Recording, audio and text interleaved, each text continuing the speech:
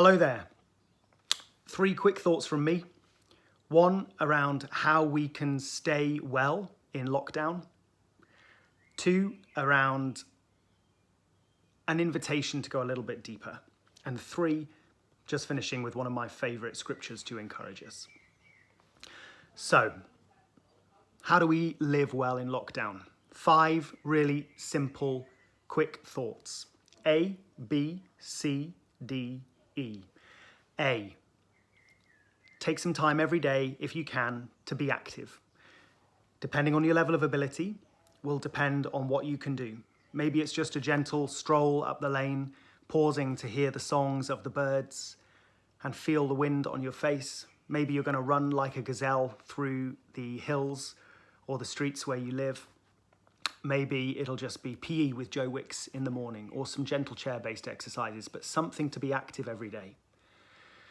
B, breathe.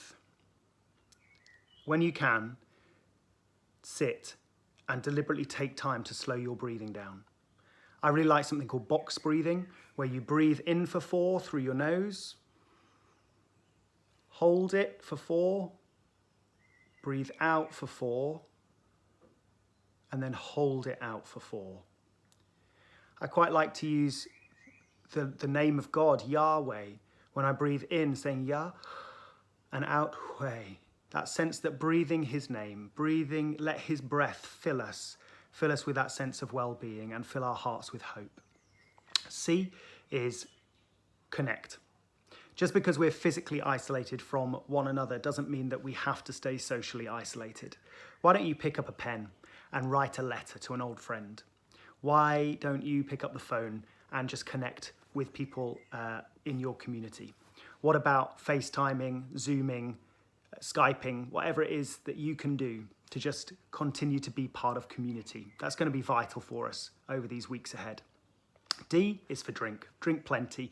You need 2 to 3 litres of water a day. Slightly less if you're younger, but for us as adults, it should be around 2 to 3 litres a day. And then eat well. You know, what we put into our mouths has a massive impact actually on our mental well-being. And so I just want to invite you to try and eat really well during this time. What about a rainbow diet? That's where you try and pick lots of different coloured vegetables through the day.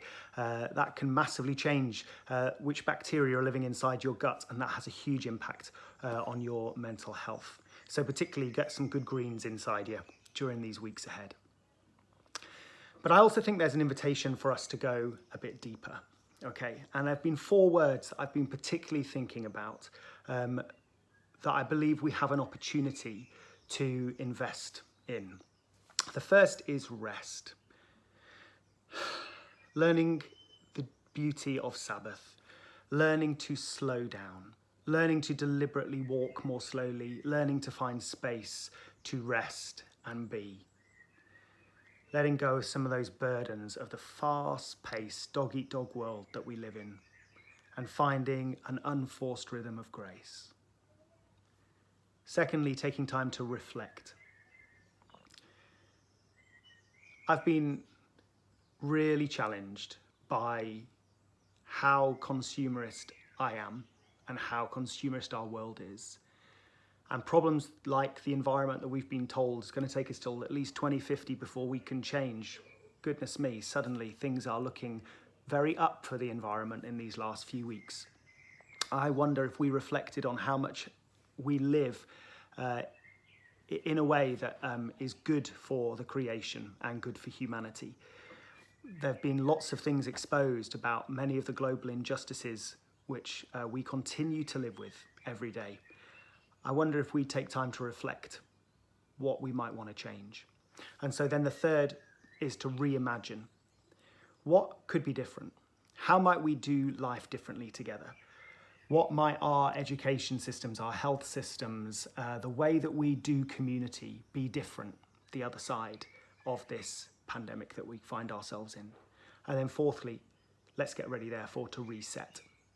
I believe it's the role of us as the church to be thinking and praying and reimagining together and being part of the resetting of the future. It's what creation groans for. It's longing and waiting for us to play our full role as stewards of the creation in which we're set. And then finally, one of my favourite scriptures, Philippians 4, verse 4. Rejoice in the Lord always. I say it again, rejoice. Why? Because the joy of the Lord is our strength. Let your gentleness be evident to everyone. The Lord is near. Do not be anxious about anything, but in everything, with prayer and supplication, make your requests known to God. And the peace of God, which surpasses all your understanding, will keep and guard your hearts and your minds in Christ Jesus. Peace be with you, my friends.